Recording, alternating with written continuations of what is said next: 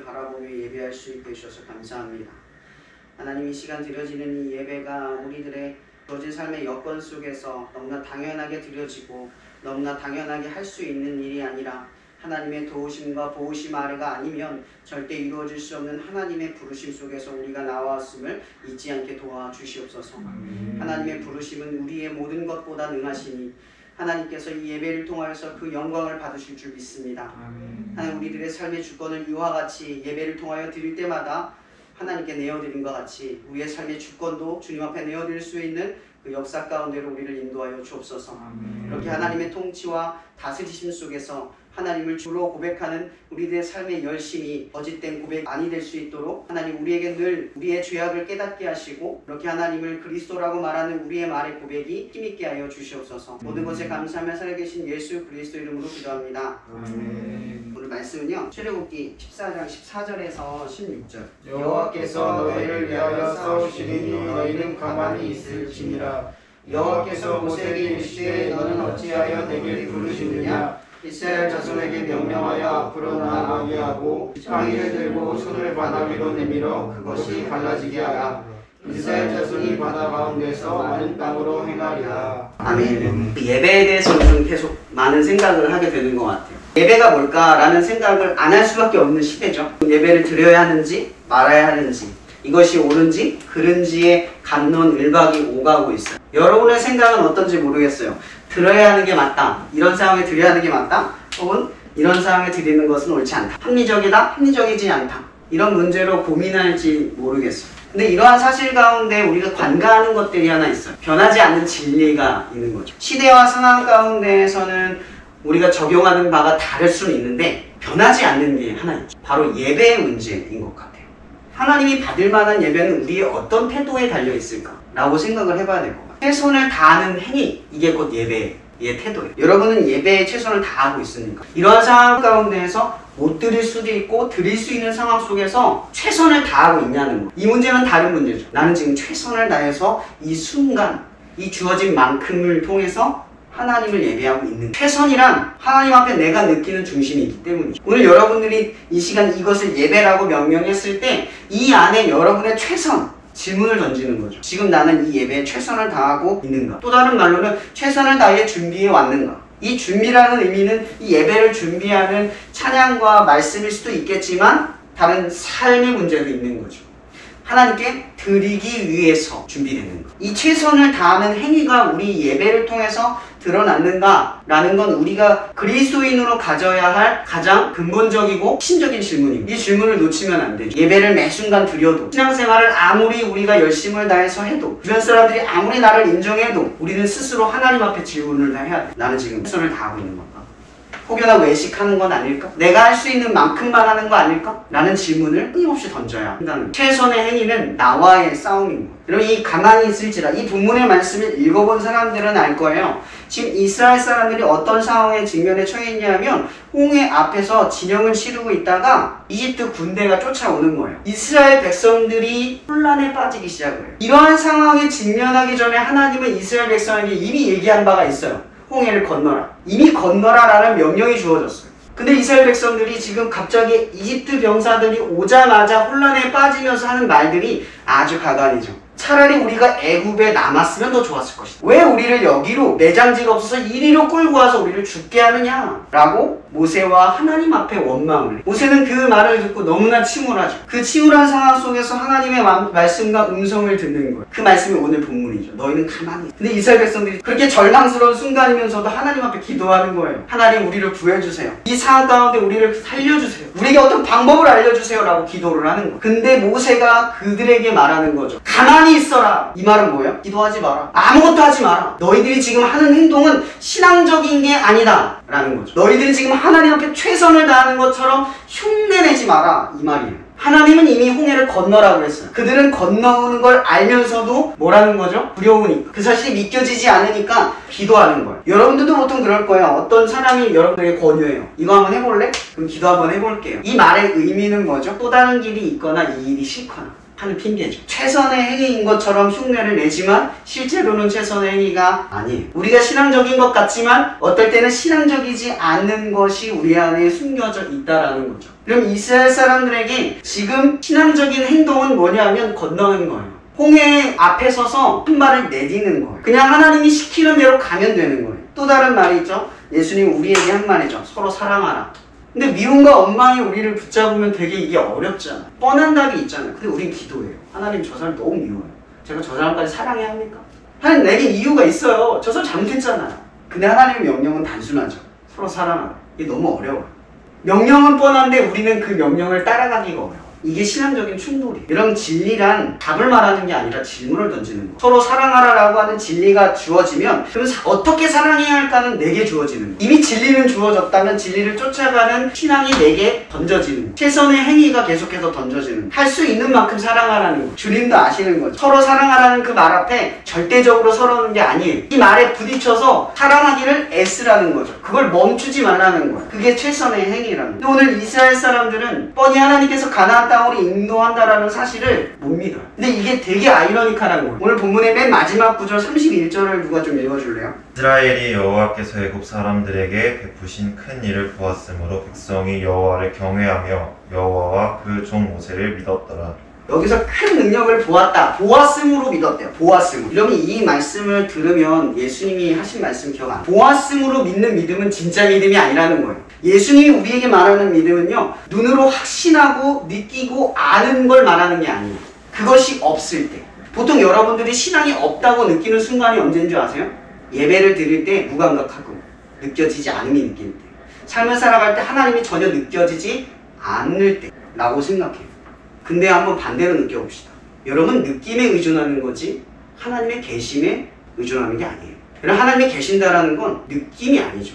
하나님이 내게 있어서 내 마음이 따뜻해, 예배를 드릴 때 말씀이 내게 너무 좋아, 이런 느낌이 하나님이 아니라는 거예요. 근데 우리는 그 느낌을 하나님이라고 생각해요. 그게 최선의 행위가 아닌 거죠. 내가 최선을 다하지 않았으니까 하나님이 내게 주시지 않아. 그 감각을 주시지 않았어. 그래서 나는 예배를 잘 드리지 못한 거야 라고 착각을 하는 거죠. 여러분, 예배는요, 하나님을 늘 느낄 수 있어서가 아니라 하나님이 그 자리에 있다는 사실을 믿었기 때문에 무감각 속에서 느껴지지 않아도 하는 행위예요. 그게 최선이죠. 하나님이 여러분을 도와서 할 수 있는 행동은 최선이 아니죠. 하나님이 돕지 않는 가운데서 내가 하면 최선이죠. 돕지도 않는데 할 수만 있으면 더 큰 믿음인 거예요. 근데 우리는 어때요? 더 큰 능력을 보았으므로 하나님을 믿어요. 이게 이스라엘 수준인 거죠. 그래서 자꾸 넘어지는 거예요. 자꾸 능력을 보여달라고 말하고 이것 달라고 말하고 저게 필요하다고 하는 거예요. 근데 하나님이 이스라엘 사람들에게 계속해서 강조하고 있는 이야기가 뭔지 아세요? 나는 너의 하나님이라. 나는 너의 소유다. 내가 너의 충분하다. 여러분, 아브라함이 받은 복, 우리는 그 복을 어떤 물질과 풍요로움과 청통함이라고 생각을 하잖아요. 상급이 뭐예요? 하나님 자체가 상이라는 뜻이에요. 하나님 말고 다른 건 필요하지 않다는 거죠. 하나님이 모든 상의 근원 되신다라는 거예요. 더 무언가를 원하지 않는다라는 거죠. 내가 너를 보게 되게 할지라. 이게 무슨 말이에요? 내가 너 안에, 너의 삶에 거해서 너를 통하여 나의 영광이 흘러나가도록 하겠다. 근데 우리는 최선의 행위에 고민하지 않는다. 하나님의 도움만 자꾸 갈구해. 보이는 것에 치중해. 이 보이는 것의 느낌과 거룩함이라고 하는 어떤 행위적 완전함? 그런 것들이 속해 있는 거예요. 어쩌면 여러분들이요, 신앙적으로 가장 밑바닥에 떨어져 있을 때가 하나님 앞에 최선을 다하는 때가 아닐까 고민해보진 않은, 정말 하나님이 믿겨지지 않고 하나님이 원망스럽고 너무 힘든데 그때도 하나님을 믿고 있다면 여러분들의 믿음은 지금 최선의 행위를 하고 있는 거예요. 그때가 진짜 비로소 최선이죠. 하나님이 완전하게 자신을 감출 진짜 믿음이 나타나요. 근데 오늘 이 본문 마지막 구절 읽을 때 큰 능력을 보았으므로 믿었다. 근데 이 말이 너무나 웃겨요. 여러분, 이스라엘이 출애굽을 할 때 이집트에서 어떻게 나왔어요? 10가지 재앙을 경험했잖아요. 이미 충분히 봤어요. 이게 무슨 얘기인 줄 아세요? 한번 보기 시작하면 내가 행동을 하지 않으면서 애매모호하게 구하는 하나님 앞에 간구함이 계속 이런 식으로 요구되면 뭐가 되는 줄 아세요? 행동하지 않고 구하기만 한다. 가면 되는데 안 하는 거예요. 요한이 그런 말을 해요. 너희는 오직 행함과 진실함으로 해라 라는 말이 나와요. 그 말을 딱 듣는데 오늘 본문의 말씀이 떠올랐어요. 여러분, 신앙이라는 건요, 믿음을 갖고 하는 행동으로부터 나오는 거예요. 그리고 진실함이라고 하는 건요, 하나님 앞에 내가 최선을 다하고 있는가 스스로를 점검할 때 완전해져요. 근데 여기서 히브리서 12장 2절에 완벽하게 우리를 어떻게 살아가야 하는지를 말하는 말씀이 있어요. 믿음의 주요 온전하게 하신 예수를 바라.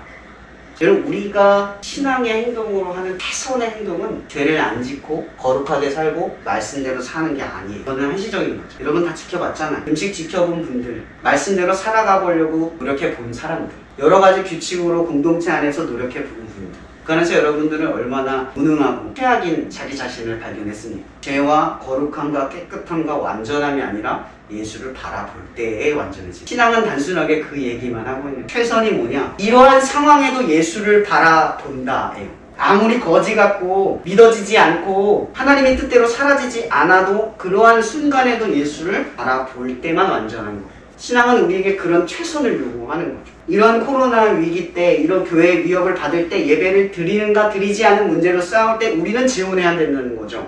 나는 지금 예수를 바라보고 있는가?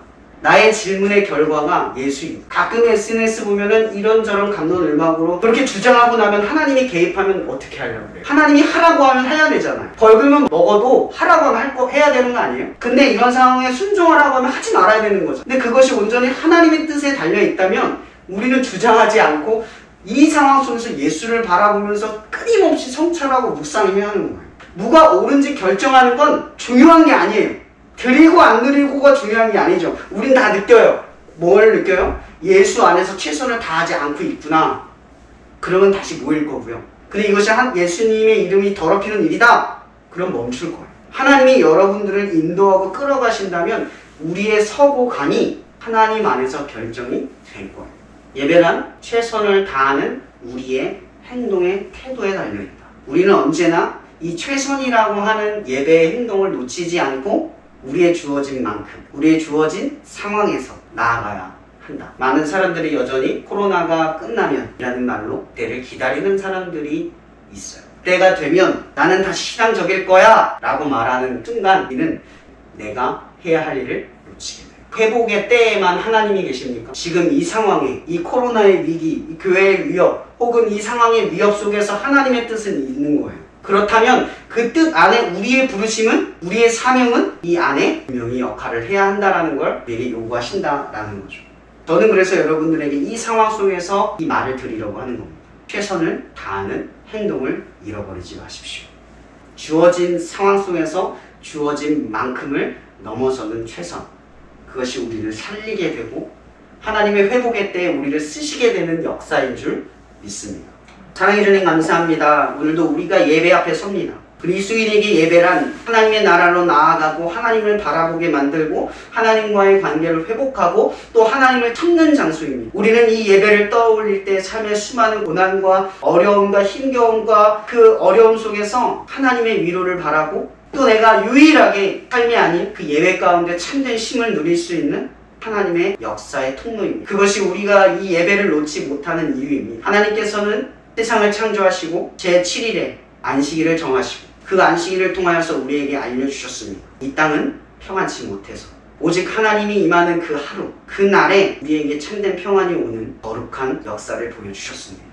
우리는 그로 인하여서 하나님 앞에 나아가는 이 감각을, 이 뜨거운 감각을 잃어버릴 수 없습니다. 이것이 나를 살게 하고 이것이 나를 다시 힘있게 만듭니다. 이것이 없으면 나는 무너집니다. 예배는 바로 그런 하나님을 바라는 우리의 최선의 모습입니다. 그렇게 하지 않고서는 견딜 수 없는 우리들의 모습을 하나님 아시오니 우리를 이 연약한 가운데서 늘 건지시고 늘 바른 길로 걸어갈 수 있도록 역사하여 주시옵소서. 우리가 무감각하고 느끼지 못하는 하나님을 바라보는 그 순간에도 신앙의 가장 밑바닥에 있다고 느껴지는 그 순간에도 우리가 예수를 바라보며 온전케 됨을 믿게 하여 주시옵소서. 모든 것에 감사하며 살아계신 예수 그리스도 이름으로 기도합니다. 그 선한